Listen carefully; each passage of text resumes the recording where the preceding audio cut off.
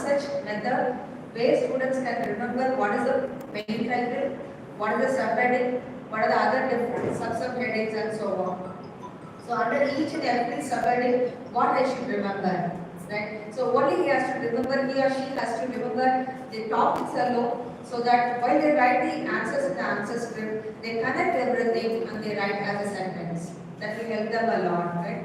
The other one is role play, as I told, create charts, some ask them to prepare something. You can also ask the students themselves to prepare the chart and then come and stand, right? Explain the concept by role play. They are enacting in front of the audience, in front of their classmates, and telling that I am so and so, I am an element, right? I am going in the front, I am coming back. Put the length list or array or a stack or a cube, right? They are enacting that entire thing on the stage, right? So when something is being given as a drama, right? Imagine that it's a drama, right? So role play is a drama. When something is given by acting, right? The audience was sitting in the front, they will better understand.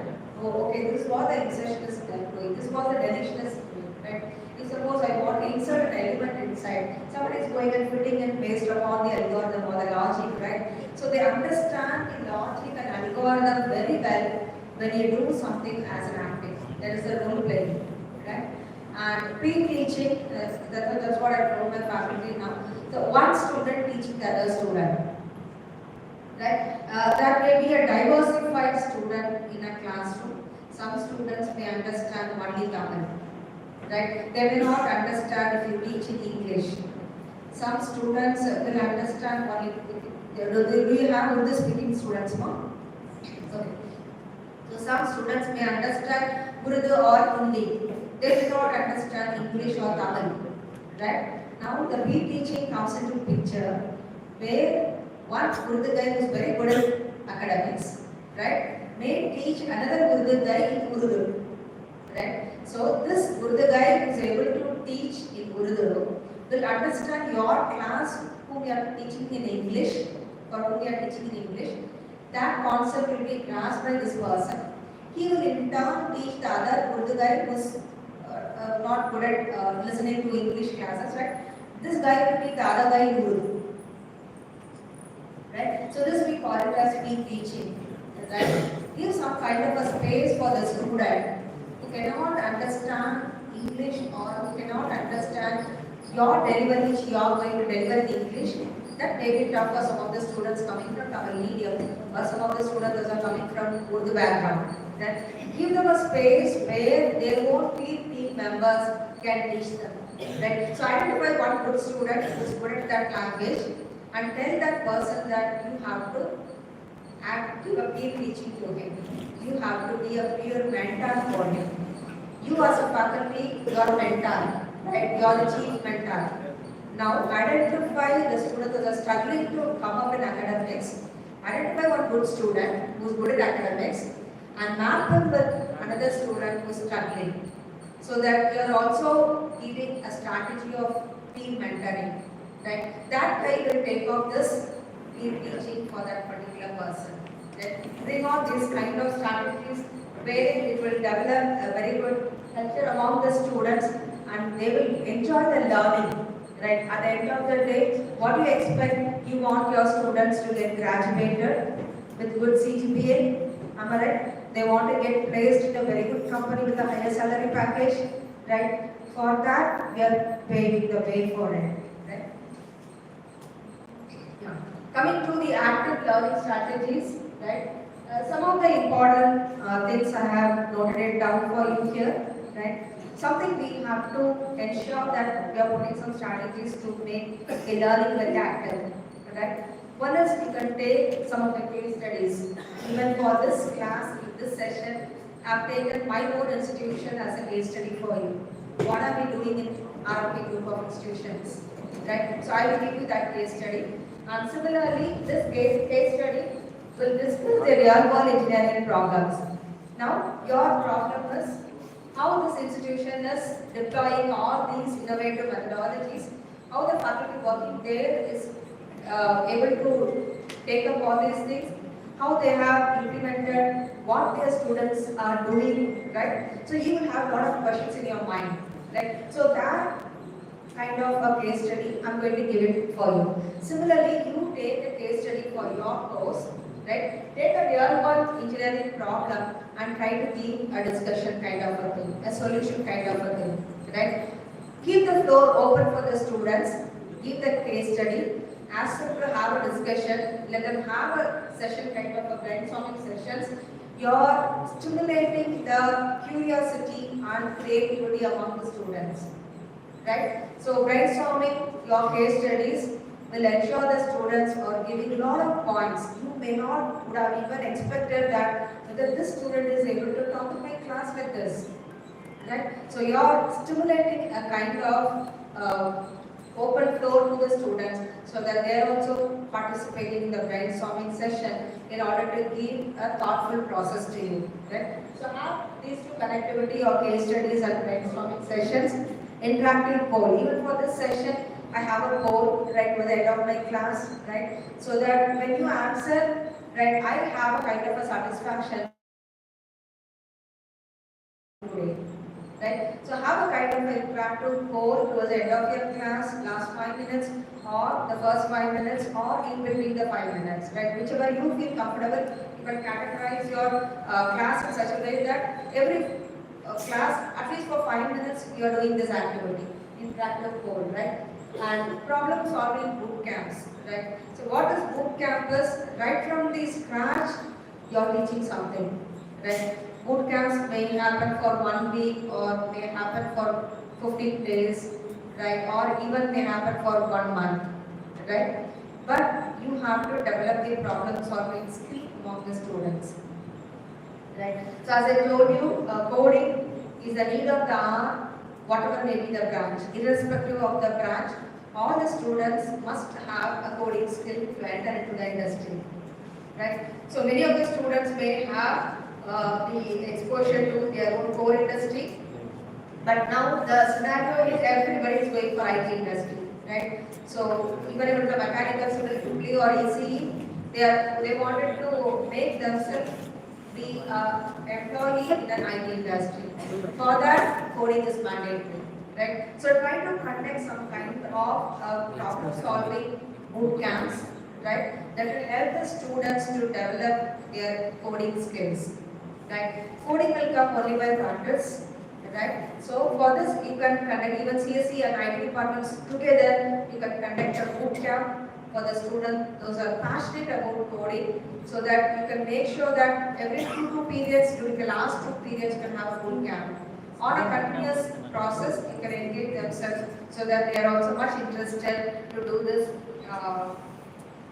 kind of an activity, right? And during this problem solving boot camps, try to identify some challenging problems so that when you throw some challenging problems to them, they will explore and find out how to develop a solution for it, right? So one thing, have a kind of a good alumni connect, right? So for all these real-time problem statements, creating a solution for this, or if you have an industry-related problem statement, try to connect that team with your alumni.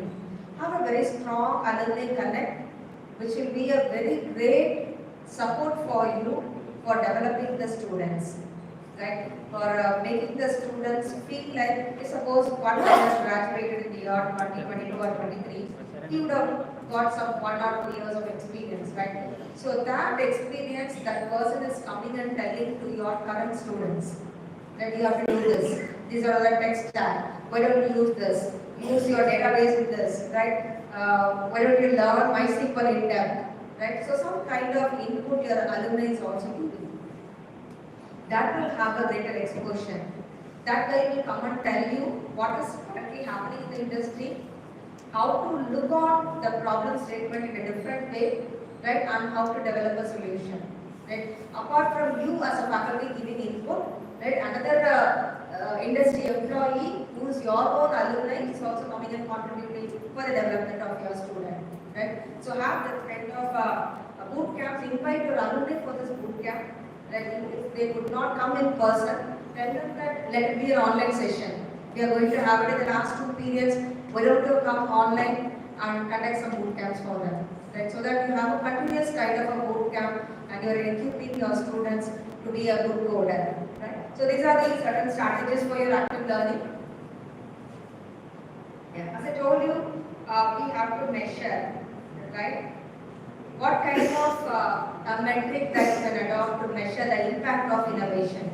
Anything will not go just like that, right? We need to have a measurable parameter, right? So certain kind of metric to track the success.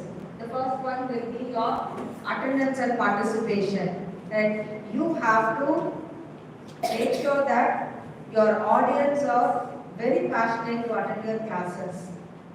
They should have the mindset that I have to for sure attend this faculty class, if not I will miss something. That she or he is going to tell something in this class, they are going to do some activity. I should not miss this particular class and go somewhere else. Right? You have to create a kind of a passion among the students to attend your class and participate. Attendance and participation is mandatory. Right? When a student mindset is there, I should not disturb this particular faculty class, I should listen. If I listen today, the next day, when the faculty is giving a task, I will be able to complete. Right? That kind of a confidence you should create among the students. That is the first success. Right? Next one will be your student engagement. Way how to engage the students when you give some activity or when you deploy certain kinds of innovative teaching methodology, how you are engaging the students. Right? You can even say on the other way, simply as class control. How a faculty is controlling the entire class altogether. Right? Nobody should talk. Nobody should talk within two people sitting nearby or chit-chatting with the person sitting at the back benches or something else, right? Have a kind of a complete class control, engage the audience in such a way that they are not deviating from the content, what you are going to deliver. Right? That is very important. And finally, the academic performance, the grades, the projects, what you evaluate. Right? So they get good grades, and if they are doing a lot of projects, based on the projects, they are getting some recruitment process, or based on the projects, they are going for hackathon and winning something. That is your success. That is what the success of your innovation has been, right? And I also pointed out some of the continuous improvements based on the results what you get. One is you can refine the teaching methodology. You can also enhance your tech integration, whatever you do. As I told you, go step by step. Right? Enhancing your technology integration. One semester you are doing certain things. Next semester you improvise and do something even better. Right? So enhance the tech integration. Training the faculty. That is very important. That is what many of the organizations they find very difficult. Even I told you, all the mentality of the faculty will not be uniform, right? Everybody will have different kind of a thought process, and everyone will have different kind of difficulties in rolling out all these things, whatever I've told. So, in that kind of a streamlined way, we can train the faculty in such a way that they are adopting all this innovative teaching pedagogies, right? So, training faculty and monitoring the long-term trends, right? So, what kind of innovation that you continue, whether it is effective in the previous semester, right? You can do a kind of a self-evaluation, right? What kind of innovation that I have done during my last semester, right? Whether it was useful for the student, that even through interactive polls you can ask the student whether the session was useful, right? Or after they go back, you ask them through Google form whether whatever adopted in my teaching methodology, did you like that? Right? Whether you are able to do the role play very well, whether the problem-based or project-based learning was very interesting to you. You can ask all these questions through your Google forms, and you will have a kind of a feedback from the student where you can improvise it during the next semester, right?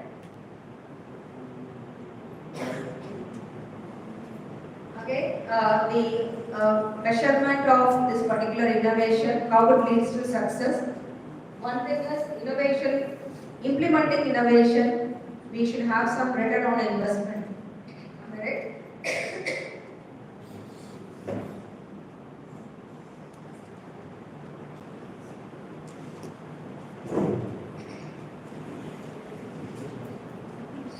What is return on investment? You as a faculty, you invest your time, right? You have to put a lot of homework before you come and tell some kind of instruction to the students, or before you come and implement certain innovative teaching methodology.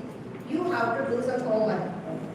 So you are investing your time, your energy, your knowledge, everything, right? So when you innovate something, what is the return on investment?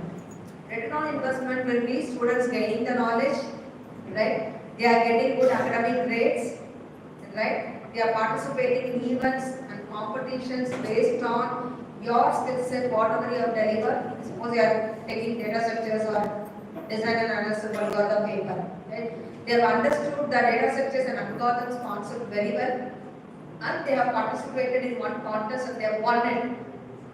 And they come and tell you that, ma'am, as you conducted problem-based learning, project-based learning, I was able to solve a lot of real-world problems, so that helped me a lot to participate in the contest and win. See, that is return on investment. Whatever you have invested, now you are gaining something back, right? That is one success. Student satisfaction, right? So we call even otherwise as customer satisfaction. Our customers are students, right? You have to find a way, are we satisfying the students, right? For some people it may be difficult, right? But if you do it in a more passionate way, you will also enjoy that fruitful of satisfaction by the student, right? Customer satisfaction is very important, right? When you develop certain kind of innovations, the students should also understand that only for their benefit you are doing it so. So you have to make them understand that and feel so better and make them that fun about learning, right?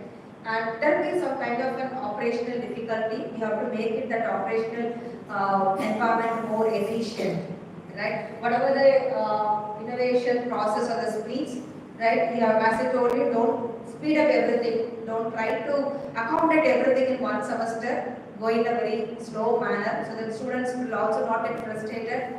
Faculty will also not get tense with a lot of things, right? You can go in a very slow way, but make sure that your processes are streamlined, right? So operational efficiency may be very simple, and as I told you, many of the methodologies, whatever I told, it doesn't cost much, right? We are not going to invest anything. It completely reduces the cost, right? Yeah. So coming to the challenges and solutions.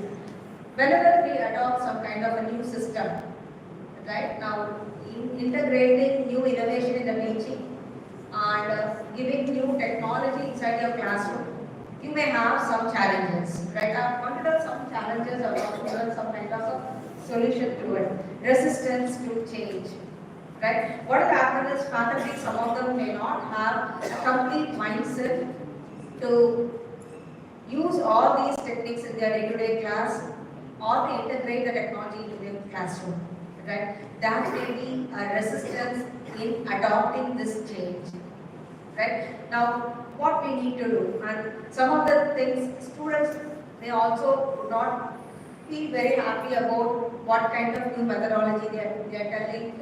They may not understand what kind of a shift that you are going to give from a traditional methodology to a newer one, right? So you have to make sure that students are also feeling very comfortable in that, right? And at the same time, institutions, if suppose certain vendors are there where they provide a complete LMS system, right, with a lot of technology integrations into the LMS.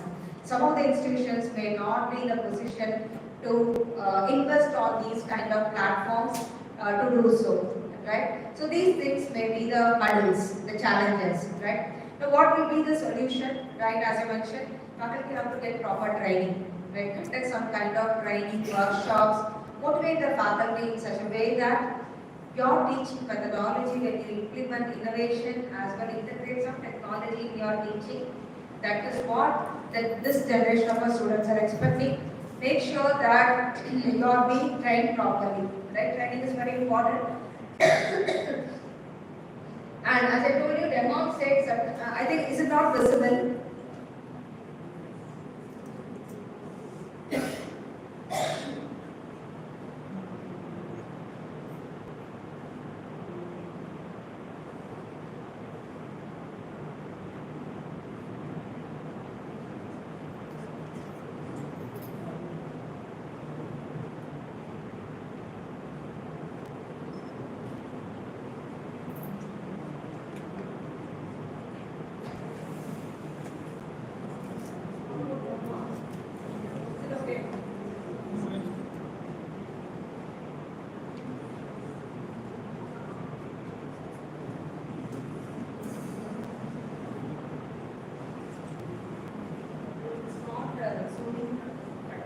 Anyways, I'll tell you the points, you can note it down. So for motivating the faculty who are resisting for the change in the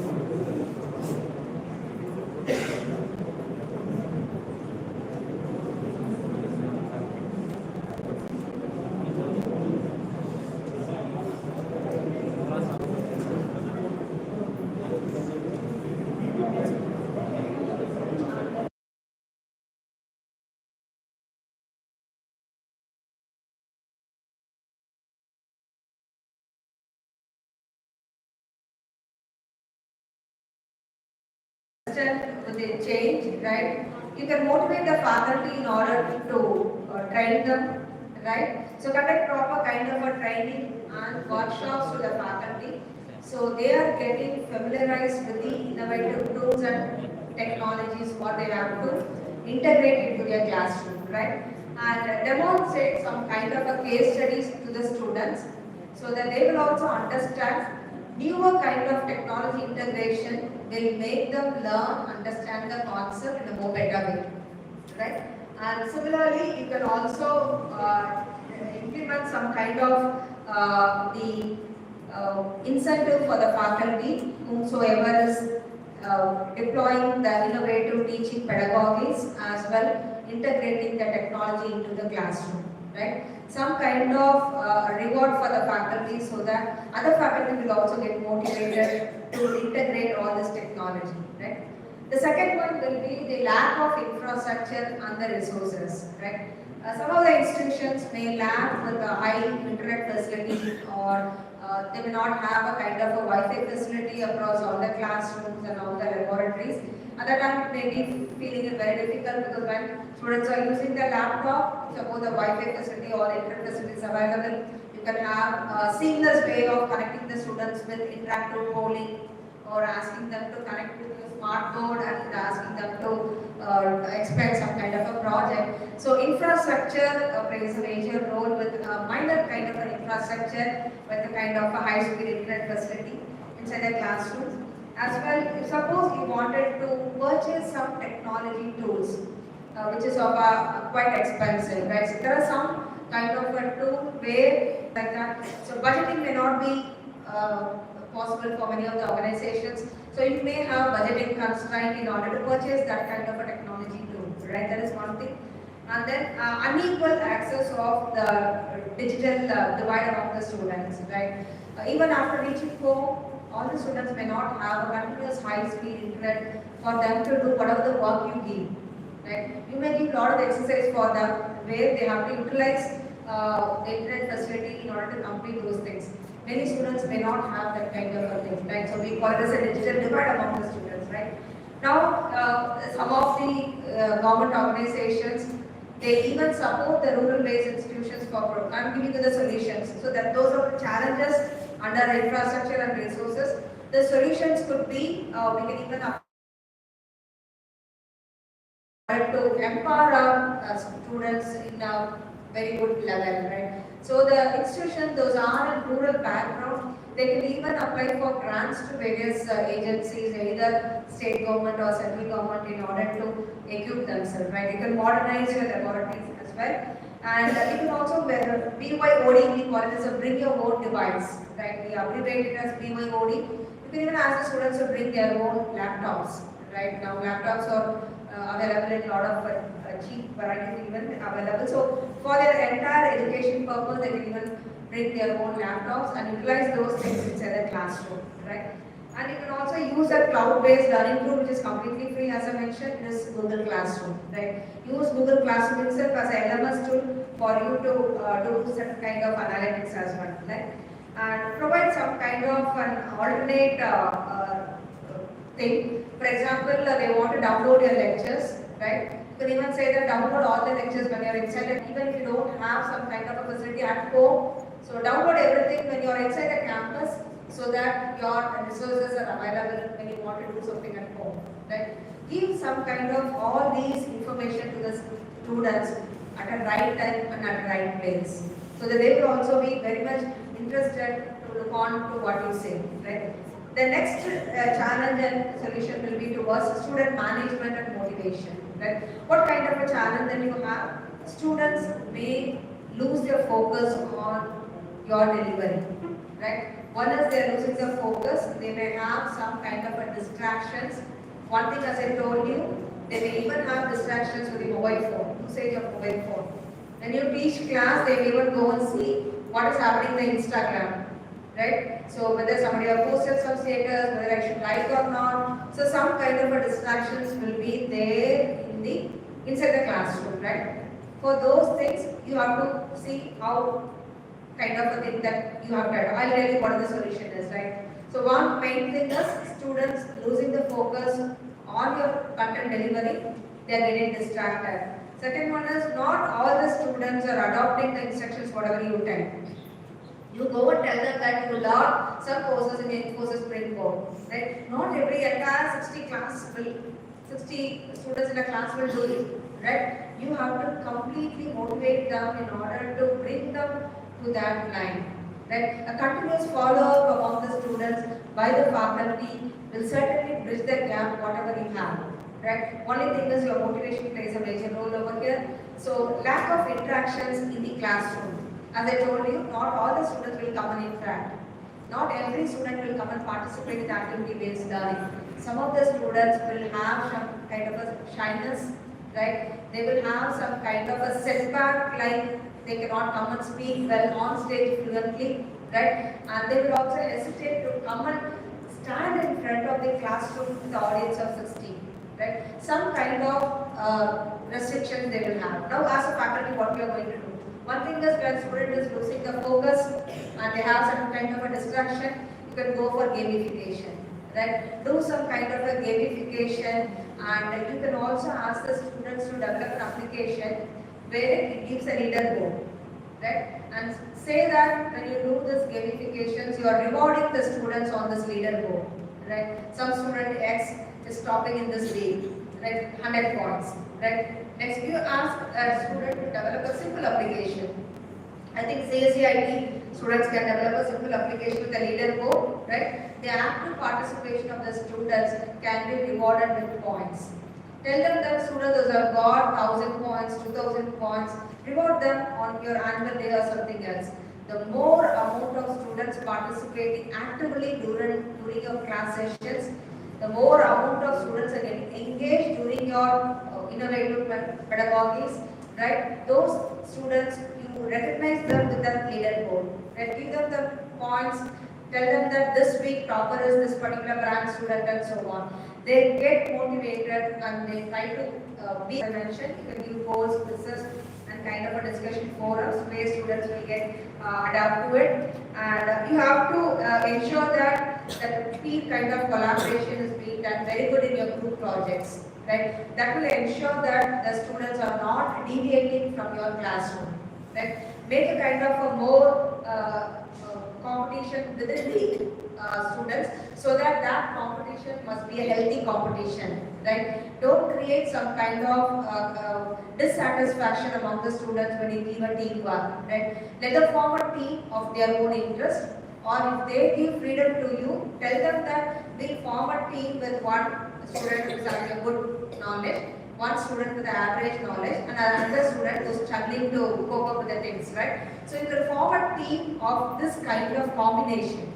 So the student those are very good at coding, those are average, and those are beginner, right? Now this average and beginner will learn the best practice from the topper, who's doing very well, right? So tell the student, convince the students that let me form a team. When you do a collaborative kind of a learning, let me form a team, so that the other students are also coming and doing a kind of a peer teaching to you, right? You also learn something from them. Don't have a kind of a egoism, right? So why this student have to teach me, right? Am I not eligible to study on my own? No. Don't have such a kind of a ego among yourselves. Everyone are equal. Let us have the class more interactive with such a kind of a collaborative learning and peer learning, right? Okay, next challenge will be the assessment and evaluation difficulties.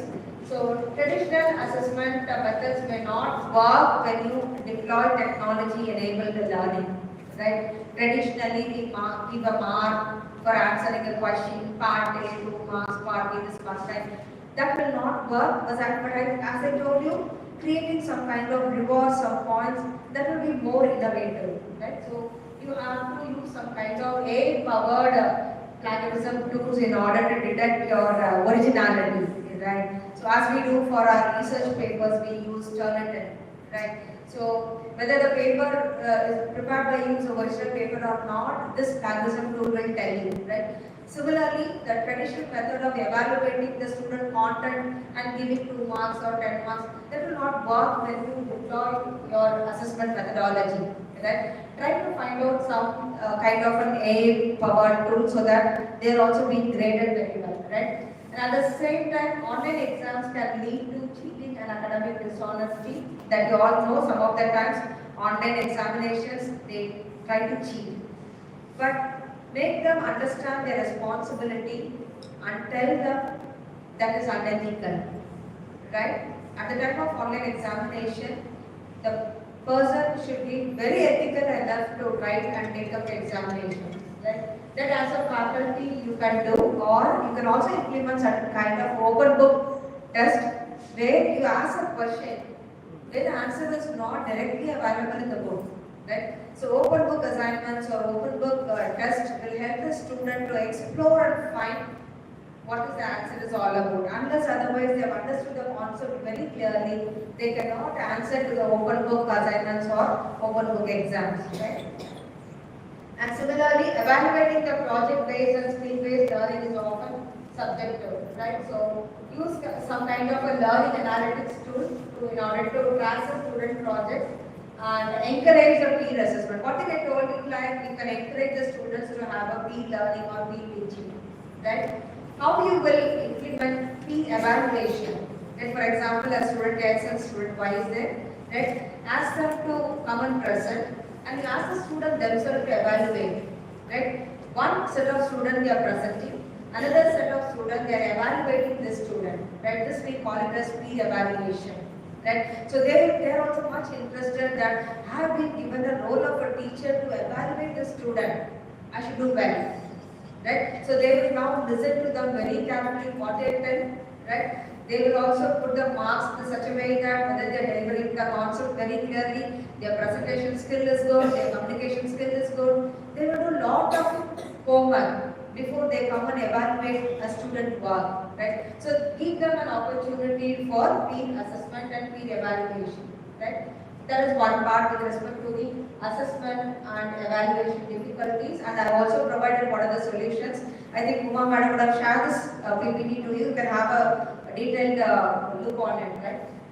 Balancing the traditional and digital learning. As I told you, you all would have experienced during the COVID time what difficulty that we as a teacher had during the online classes. We didn't know whether the student is listening, right? Many of them would have switched off their video, right? So much of difficulties when it was online class, right? Only from face to face you can see that whether the student is able to understand the concept, right? As a teacher, I should be able to grab the audience that whatever the content I deliver, he or she is able to understand, right? With that facial expression, you can see whether the audience are grabbing their attention. Right? That is one major thing. The next one is over reliance on technology can diminish the critical thinking also, right? So if you think like I have to implement technology to the core, every of my class should be technology driven class, that will be like overdose for them, right? Don't do that, right? Some kind of the traditional teaching which you tell it on the board, or when you give some diagram and explain with that, then some kind of a mix should be there. Don't give an overdosage of the technology, right? That will also diminish the creativity among the students, right? Now even if you ask them to write some kind of an abstract for the project, right? Now their creativity will lose if suppose you ask them to every time integrate the technology. What now the student will do? They will go, they will find everything in ChatGPT or DeepSeek and get something, write something, and they will come and give you. Right? Now you have to do a plagiarism check.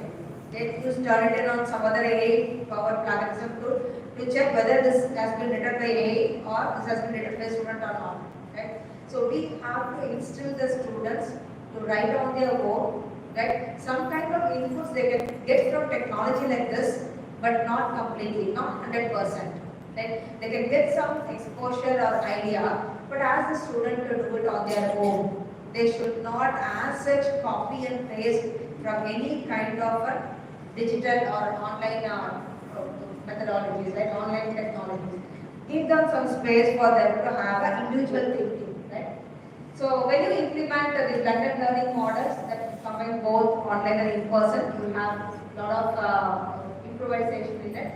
And when you use flipped classrooms as well, it will also ensure that you are merging the traditional lecture. Traditional lecture, you are recording it and giving it to the students.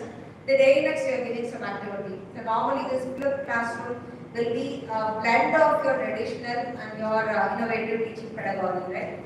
And you are offering a personalized learning path to the student. For example, as I mentioned, you conduct some kind of evaluation course for the industry skills, right? You cannot give the evaluation course, the same course for every student. Right? Some students may be good at Python and they will have a good knowledge. You give a kind of evaluation course of a higher level. Right? Students may have only at the stage where they want to learn something new. Or those students don't give them a very big dosage, right? Give them a smaller kind of a course where they are able to benefit out of it, right? So now create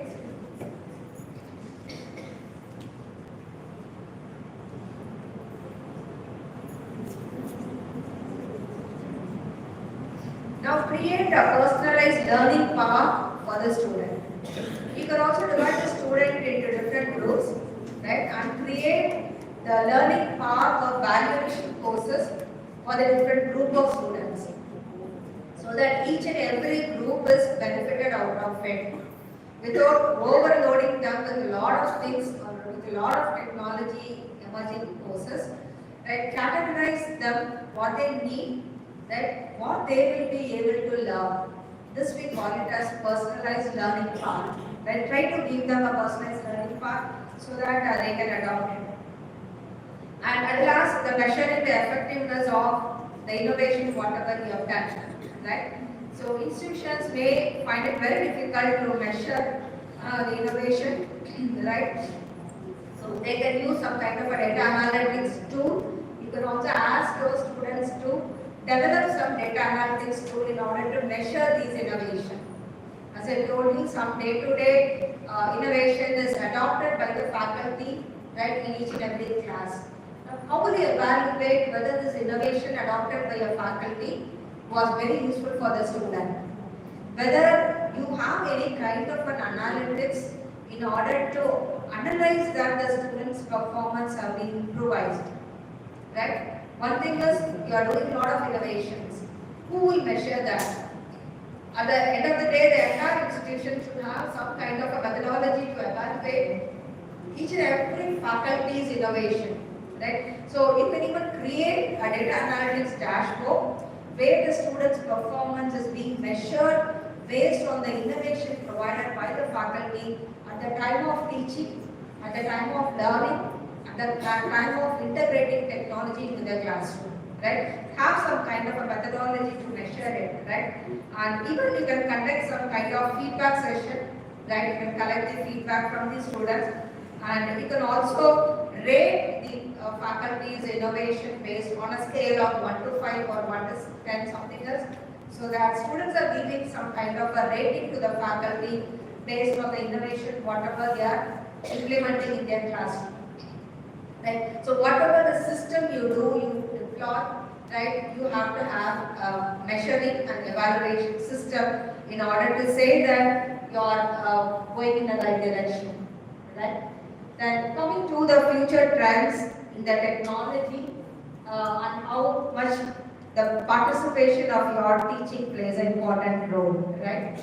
So here you all know that AI is taking its own place in everywhere, not only in the IT industry, but all the industries now, their focus is on artificial intelligence, right? A student who is well enough with artificial intelligence projects or machine learning concepts, or they are able to grasp the information related to AI and machine learning, right? They are in demand in the industry now, right? The very first example I've taken only the education as an example. I didn't go out of our focus, right? If you see this Canva Go, right? So it is the Khan Academy's AI platform, right? We call it as Canva, and here you have an AI tutor. You don't want a teacher at all, right? There is an AI tutor. That tutor will completely clarify all the doubts, whatever you ask. Right? Earlier they were very popular in teaching mathematics, some of the English courses, something else, right? Now what they have done is they have integrated the GPT-4o into their product. They have created an AI tutor, the AI teacher. Now that AI teacher is very interactive to interact with the student and have a one-to-one teaching within them. Right? So whatever the query you have related to your own topic, this Canva is providing the solution for it by means of an AI tutor. Right? So to that level, the technology has grown. Right? Maybe some of the institutions would not have a facility to purchase Canva because it will be a licensed one for this many number of users and so on. But some of the organizations are doing it. Right? Now what the role of a teacher? And what are we here to do when the AI teacher has come? Right? Are we going to compete with this kind of a technology? Yes. Right? That is what I told you at the beginning of my session. We have to transform the life of a student. Students should think that even though the student is able to afford Canva and learn a lot of things from this AI tutor, but you should go into the minds of the students telling that such and such person will transform my life. Right? He or she is going to tell something different. I have to attend their class. Where this AI tutor cannot do. Right? So this is the one major future trend in teaching and technology. Artificial intelligence employees are on the way. Right? We may even have AI teachers among us teaching the students along with us. Right? The day will be very soon. Right? The next one is your virtual reality labs. Even the IXR labs, they are providing a very good solution for making innovative teaching through the VR technology. Right? But it's expensive. Whatever I put over here is expensive, right? Even it could be your AI tutor through Canva or IXR labs for your VR technology. It is quite expensive, right? But this is the future of teaching and technology, right? And similarly, the gamified learning platform, I think many of you would have used Kelco. This is affordable, right? So gamified learning platform, but some kind of a higher end gamified learning platforms are there where it is quite expensive. I'll tell you one example. Right now I don't remember the name of the platform, but then the coding will be like a game, what you do in the one level to the level. In a gaming dashboard, when you complete level 1, you will go to level 2, am I right? So a similar kind of a platform is there for the students to learn coding. If they complete certain concepts, if they understand certain concepts in level 1, they complete, they can move on to level 2, level 3 and so on. So entire thing is like gamified, right? So now students will have an intention. Oh, somebody in my class, they want a level 10. And why am I here at level 4? I should do something and go to level 10. But you can go to level 10 only if you complete everything in a step-by-step way. You can't just jump into the level 10, right? So this is a kind of a gamified platform to learn coding.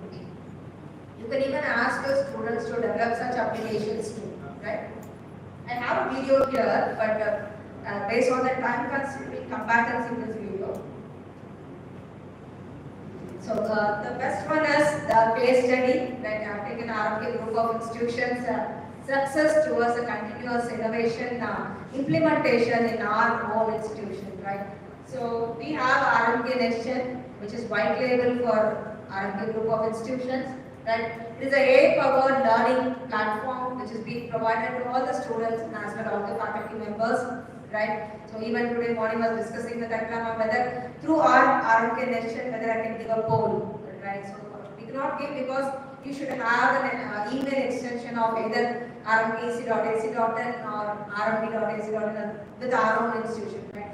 If your email ID is not within our organization control, then I cannot give you a live assessment. But we have a live assessment, right, similar to that of a Mentimeter, right? You have to purchase Mentimeter, right, for certain kind of a users. But now this platform is provided for all the faculty and students of RFK group of institutions, right? What our faculty will do, they will have their entire course follow under this platform. They can upload their own course material. We call it as a digital course material, right, which is being prepared by the faculty members handling this course. It will be a combined one, right? We have 3 institutions, so one particular faculty will not prepare one digital course material. There will be a group of faculty members, all the course instructors all together, they contribute for the development of digital course material, right? And we also have the assessments taken up in RFK Next Gen. So every week on a scheduled basis, they will take the MCQ test through this platform. When you are inside the classroom, I told you, you have to keep a live poll or live assessment. You can have the option of giving live assessment inside the classroom. You can also give live surveys similar to that of Mentimeter, right? You can also refer to some kind of video lectures in this RMK Next Gen, right? And we also have a complete dashboard that gives the analytics of the students, class-wise performance, individual student performance, topic-wise performance, including the Bloom's taxonomy, right? And it also gives you a kind of a career option for each and every student. If suppose a student is doing very well in artificial intelligence, machine learning, data analytics, it will recommend that the students can go for a data analyst or a data scientist kind of a role, right? So it completely has a data analytics platform in order to ensure that the faculty can do a kind of a deeper micro level of analysis to understand the performance of each and every student, right? We have another portal by name SkillRack, right? So this is a platform where students can learn coding, practice coding, and they can also participate in coding challenges, right? Either a beginner or a mediocre or a very good top coder, everybody can use this platform to learn coding, right? This pure coding. And we have another platform where it is called as IMDO. This is a tailored learning platform where I told you 42% of our syllabus is designed by industry, right? So all the industry-driven courses are going through via IMDO and Code Tantra. So they have login credential for all the students and all the faculty, and they roll out the program in such a way that a lot of practice exercises, right, homework, knowledge check, everything is being given as a single bundle where students have a learning experience with all the hands-on sessions, right? All the courses in our institutions are lab-integrated courses, so we go through with these 2 platforms, IMDO and Code Tantra. And Code Tantra is also an assessment and proctored platform. It It is also doing kind of an auto grading, right? So these are the major kind of a technology integration into the day-to-day activities of the faculty and students of RMK group of institutions, right? Yeah, as I told you, RMK mentioned we have done a partnership with the university, and we have a white label. That's what the complete product itself it is named under the name of RMK, right? So here we have a mobile application as well web application. So students and faculty can use both. Even when a faculty is traveling from institution to home, they can post an assessment, right? They can post the assessment right from their mobile. We have an automatic AI pick the question from the RMK platform, and they can post the questions, right? And that very simple it is. They can also use the web application as well. And you have a digital learning snippets, right? You have seen a lot of reels, right? Where for 20 seconds or 30 seconds you'll be having some information, right? Such a kind of a learning snippets is provided in our architecture. And we also have a multiple choice questions with the Bloom's taxonomy. Analysis part, as I mentioned, we have student-wise analysis, question-wise, topic-wise, as well Bloom's taxonomy-wise analysis, right? These are the major features of our architecture. Yeah. Coming to the final thing is how we embrace the future of education, right? And how are we going to do it? I've given a lot of inputs right from morning, right? What kind of a thing that we need to do? Start integrating at least one new innovative technology or innovative method in the next semester, right? I heard from Uma Madam that your semester is getting started on 17th of February. Try to implement one new methodology in your next semester, right? That's what you're embracing something after you learning this. And share the ideas and experiences with your colleagues, right? You would have implemented something. Share that with your colleagues, your faculty members in your department, so that they also get motivated and they also adopt it, right?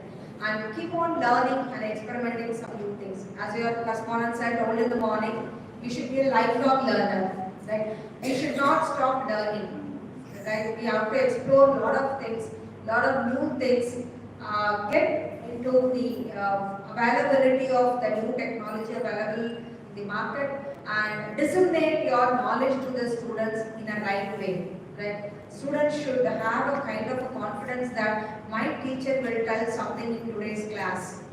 I will have a takeaway in her class, right? So I have to listen very carefully, right? Something new has to be done on everyday basis. As I told you, the entire 45 periods, whatever you roll out, give them the best, right? You are shaping the future of the future citizens of India, right? That kind of a thought process we as a faculty should have, right? So let us all work together to be very good citizens, right? So finally, I'm concluding my session, right? Different things. One is we have seen some kinds of teaching methodology, right? Where the flipped classroom or your blended learning, or it could be your project-based, problem-based, or even you can adopt some kind of a role-playing, right? Storytelling, mind mapping, teaching, right? Or you combine something hybrid together, along with your mix of your traditional teaching and things, right? But ultimately, you're making the student feel so comfortable, you're creating an attention to them, right? Making them feel so satisfied with whatever you deliver, right? Analyzing the performance based on the new techniques, whatever you give, you're measuring your own success, right? At the end of the day, any new system, whatever you implement, that there will be a resistance at the initial stage, right? But we faculty, we have to understand we are going to do something bigger new, right? We are going to completely transform their lives. So why don't we act in a more different way, right? So I think I've given some kind of new techniques to you. Can you open the other video? So this is my email ID, hod.it@rmkec.ac.in, and this is our institution website, www.rmkec.ac.in. Right. So we as a faculty, right? Once we adopt something different and give our best, that will be always the best teacher ever.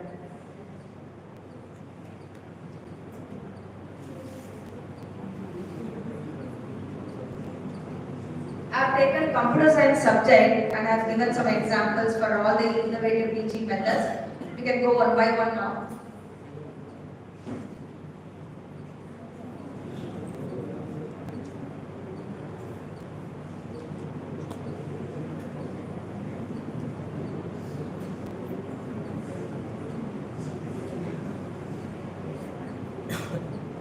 I think you are able to see these, right?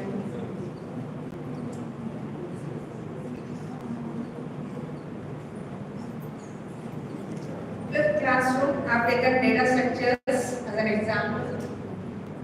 Right, so before a class on data structures, students watch pre-recorded lectures on linked list.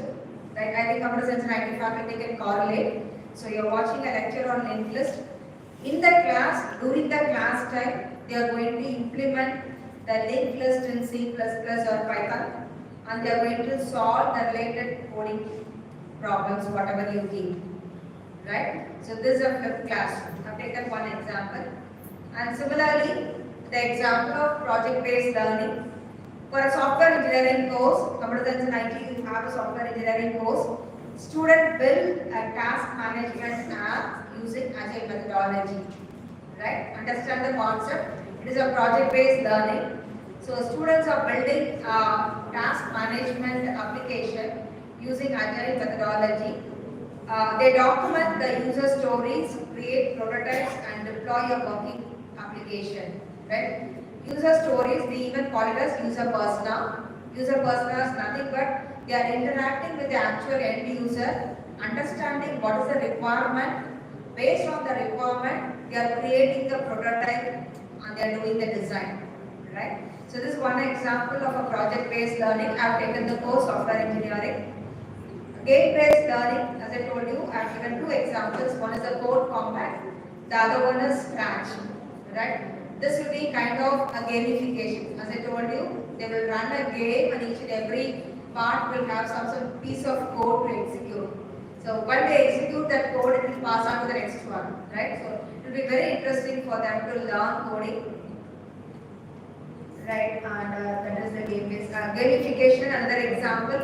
You can use the coding competitions like HackerRank, Lead Code, and as a class leader code for assignments as well, right? Even if you want to have a data structures or algorithms class assignment, you can even go to Geeks for Geeks or HackerRank. HackerRank is also having data structures algorithm modules. Go there and take some kind of a problem statement which you can give as an assignment, right? And try to implement a system where students are earning some badges for solving the coding problem. As I told, it will give a leader code. Right? So when they are doing something good in data structures or algorithms, they find more comfortable on earning the badges. Right? It's nothing but they are getting some rewards. Right? So they are getting self-motivated. Right? When they earn something, when they are getting some reward points, when their name is on the leaderboard, right? Students are getting self-motivated and it makes them learn more. Right? So we can use these platforms for gamification as well. And inquiry-based learning, as students, how does Google search algorithm works? How does Google search engine algorithm works? Right? Now make them to do a kind of a research on the page rank algorithm. Let them analyze all the data and then come and give the findings of whatever they have done the research. Right? This is called as inquiry-based learning. You are asking some question, students are exploring and doing some kind of a research and they come and present the findings, what you used to do for your research work, right?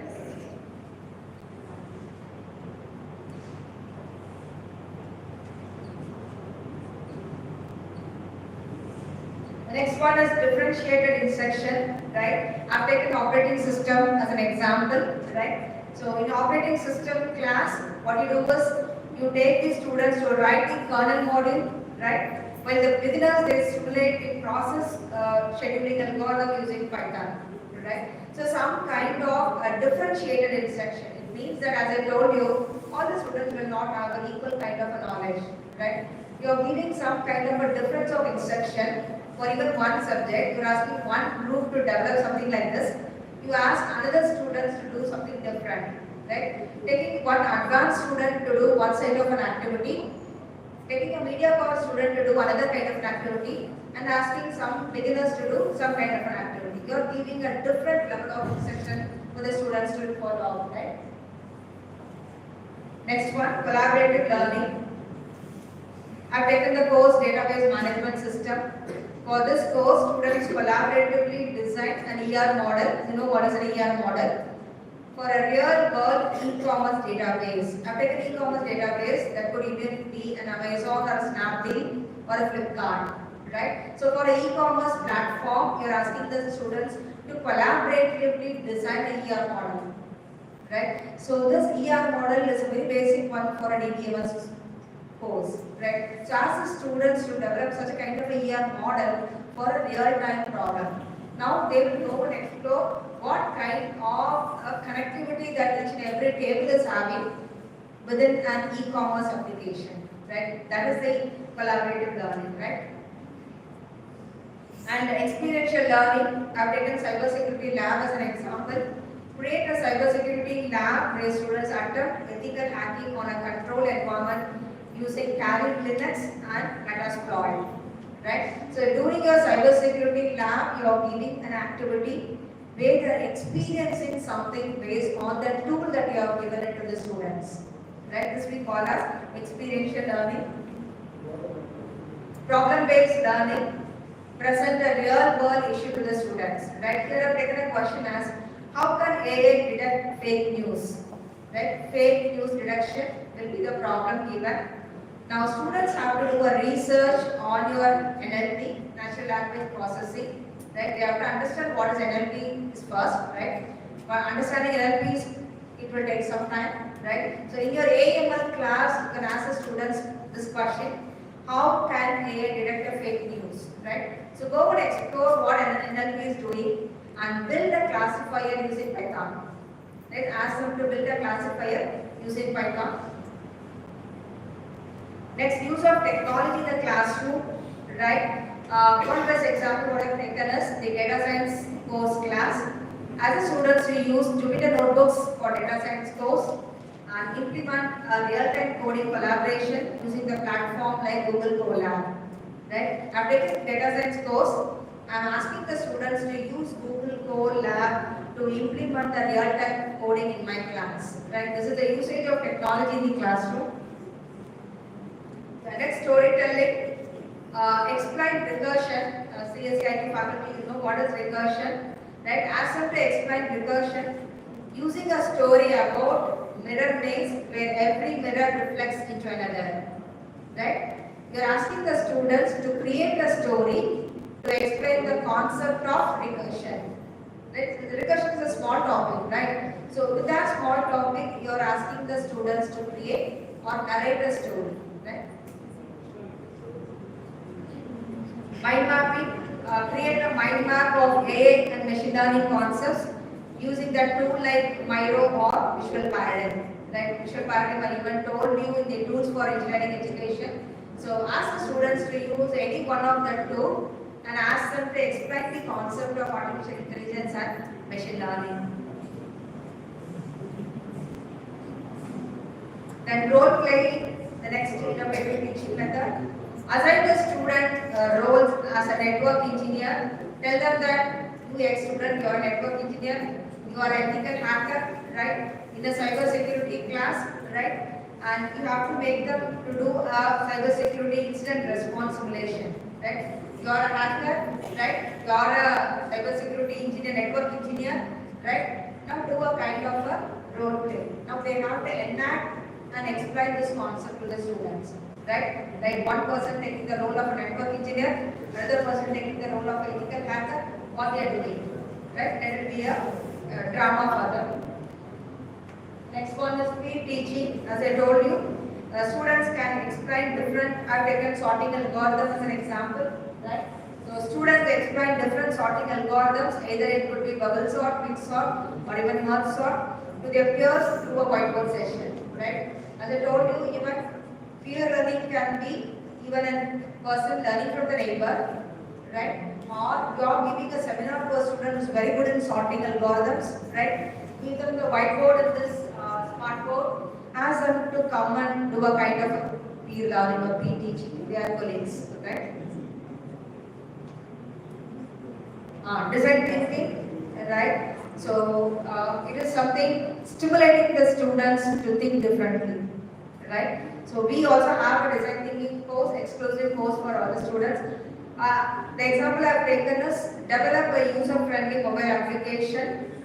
It is in UI UX design, right? So this can be done using a tool called Figma. Figma is open source, anybody can create an account and use it. You can develop a prototype using Figma. The prototype can be either a web application or a mobile application. Now what I have done, I am asking the students to design a user-friendly mobile app that is having a very high quality UI UX design, right, using that tool Figma, right?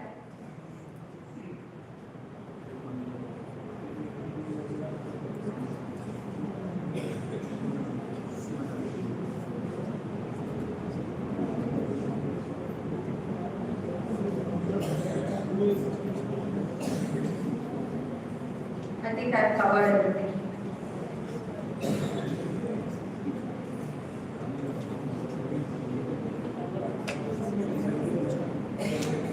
How can we connect my system to have a quiz?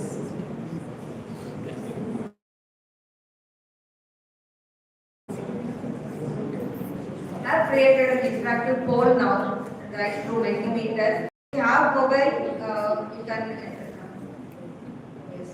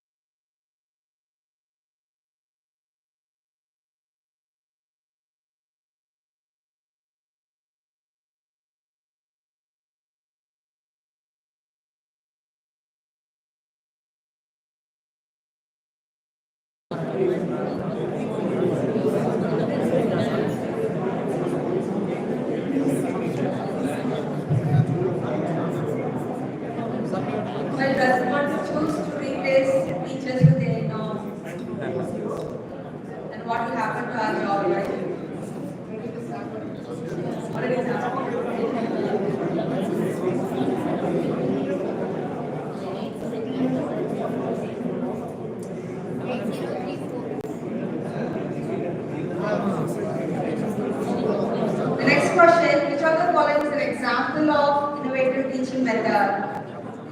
Question number 2. Which of the following is an example of an innovative teaching method?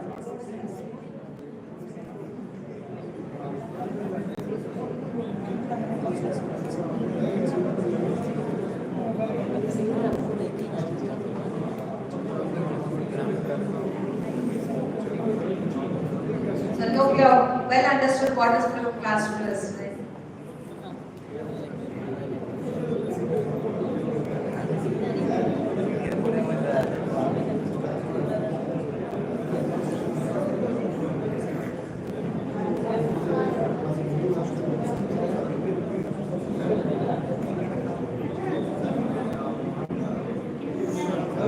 What is the benefit of gamification in education?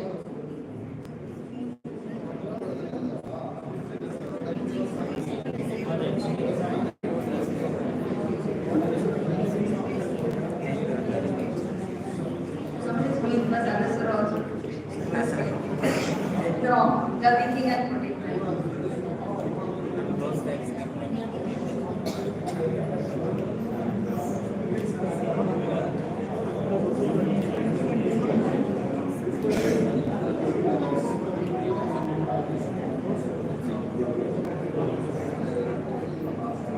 Which tool is commonly used for online assessments and quizzes?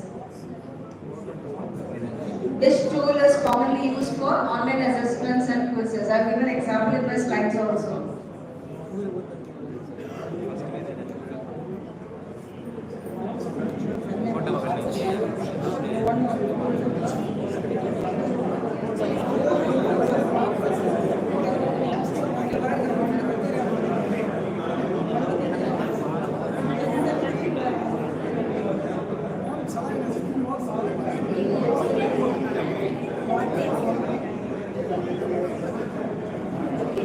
Next question, what is the major challenge in integrating technology into education?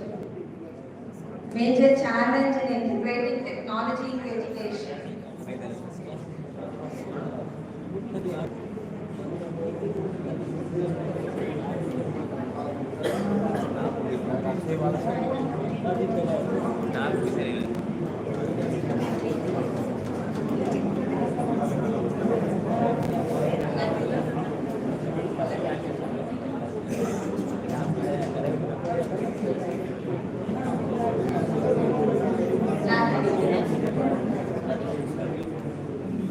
Right methodology part of it.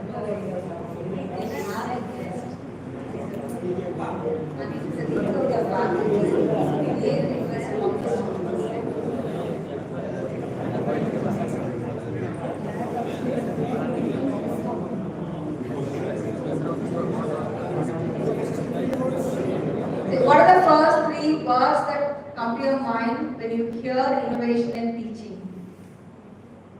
Right, this is a word cloud, right? You have to enter the word. This is a word cloud. You have to enter. Good. Creativity, gamification, teaching.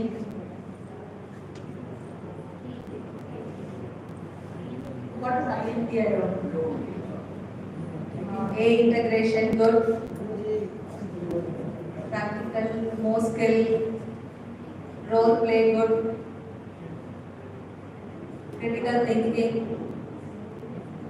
Problem solving. This is my first class, okay. Gamification. There are main part, fine.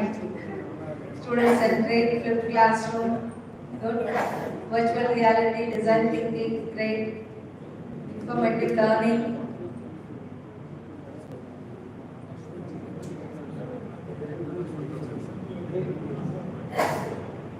Active involvement.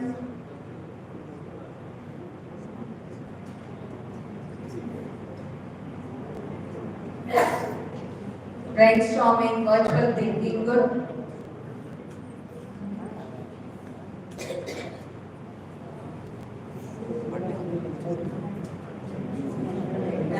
125 responsible.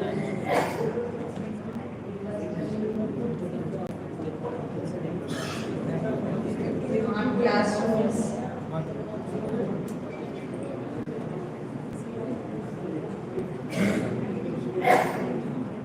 Problem-based learning, project-based learning, good.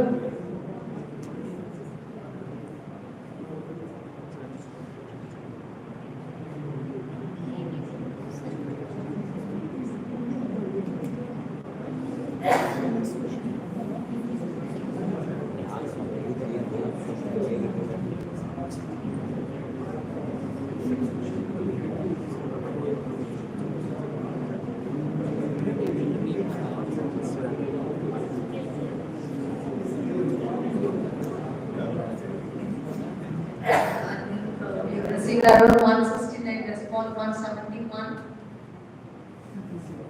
Thank you so much. We'll pass on to the next question. Name one technology that has transformed classroom learning. Name one technology that has transformed classroom learning.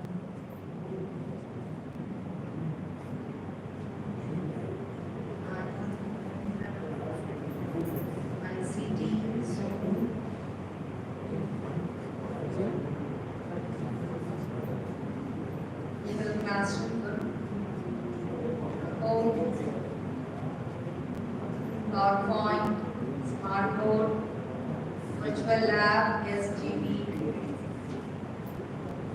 Miro, Leaks, okay, ChatGPT, Good Learning.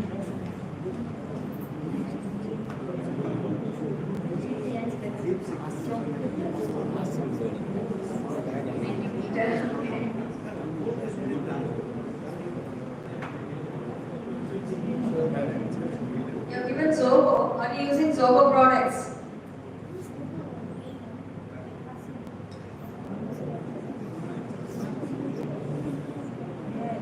Google Colab, yes. Khan Academy. Meta AI, good. Springboard. CR, Visual Garden. LMS.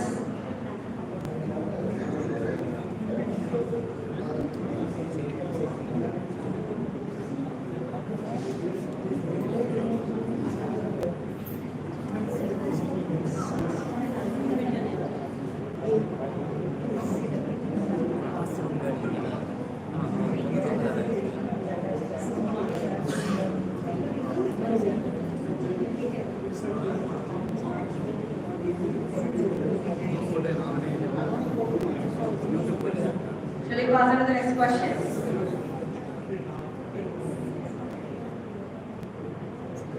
Which teaching method do you find most engaging? Which teaching method do you find most engaging?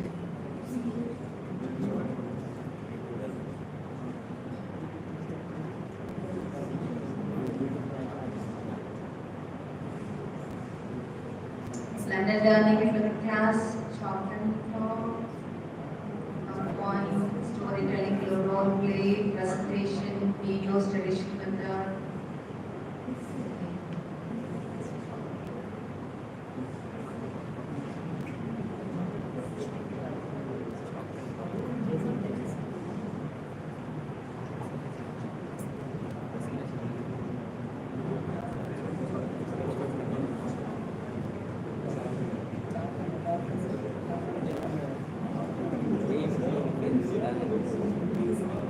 Somebody have given grammar translation method. I don't understand what is grammar translation.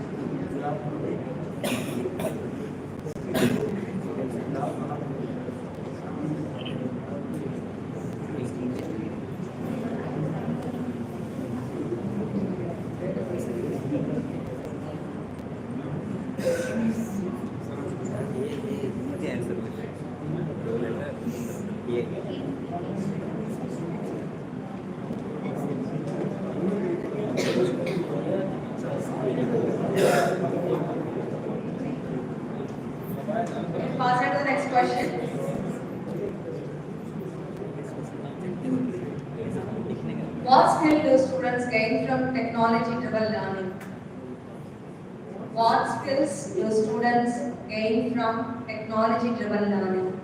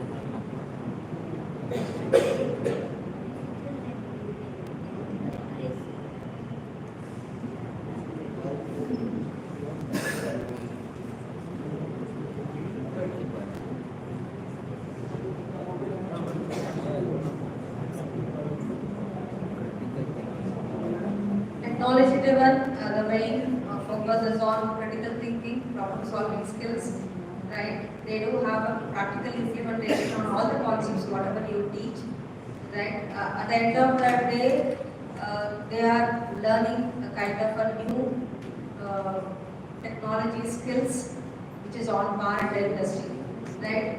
They feel very comfortable when they go and onboard the industry, right? Because they know that something you have taught them, right, as a validation course.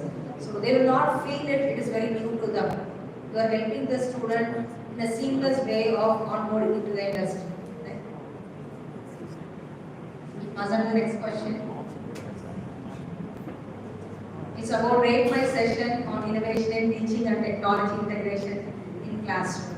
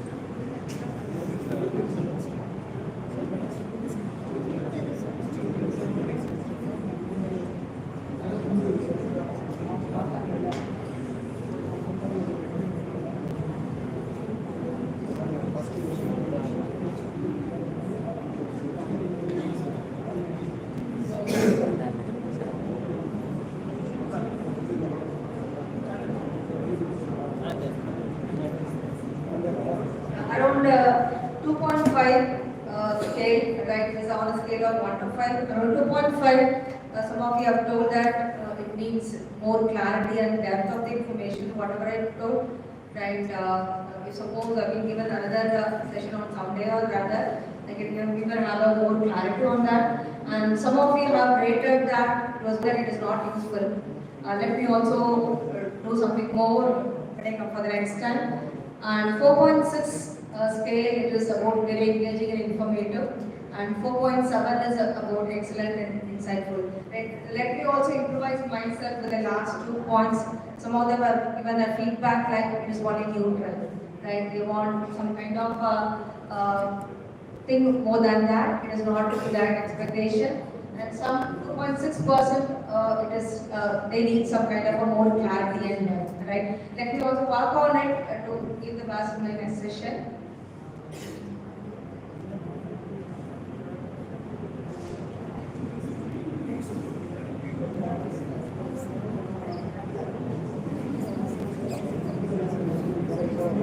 Whether you have got the result.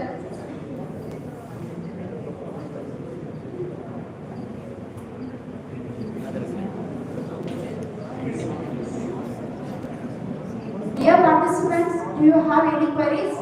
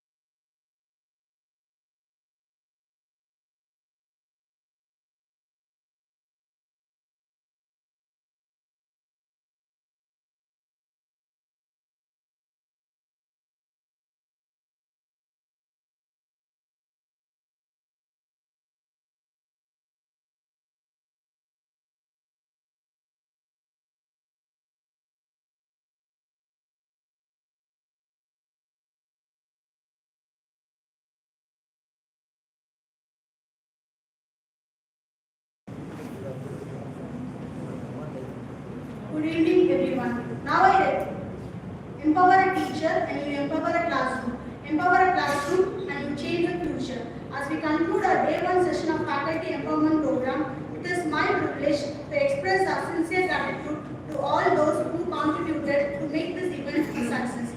First and foremost, I would like to extend our heartfelt thanks to our correspondent, Jana Mr. B. Mohammad Rizwanullah Sahib, for gracing us with his presence and sharing his valuable insights.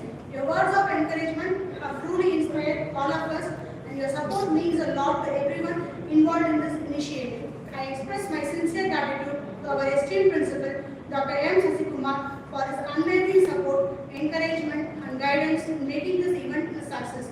A special thank you to our Vice Principal, Dr. Mohammad Muzaffar Hussain, for his continuous motivation and valuable contributions towards the Faculty Empowerment Program. I extend my deepest gratitude to Dr. S. Uma Maheshwari, Faculty Affairs Professor and Head, Department of Information Technology, for her efforts in coordinating and facilitating this program effectively. A big thank you to our Chief Guest, Dr. M. Shirin Banu, for sharing her expertise and insights, which have truly enriched our knowledge and perspectives. I also express my gratitude to the organizing committee, faculty members, and staffs for their hard work and dedication in planning and executing this event smoothly. The beautiful thing about learning is that no one can take it away from you. Finally, I thank all the participants for their enthusiastic involvement, making this program a meaningful and successful initiative. Thank you once again to everyone.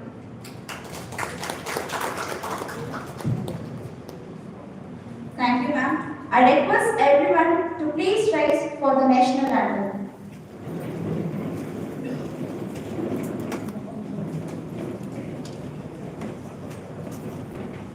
जनगण मन अधिनायक जय हे भारत भाग्य विधाता पंजाब सिंध गुजरात मराठा द्राविड़ उत्कल बंगा विंध्य हिमाचल यमुना गंगा उच्चल जलधि तरंगा तव शुभ नामे जागे तव शुभ आशीष मांगे गाहे तव जय गाथा जन गण मंगल दायक जय हे भारत भाग्य विधाता जय हे जय हे जय हे जय जय जय जय हे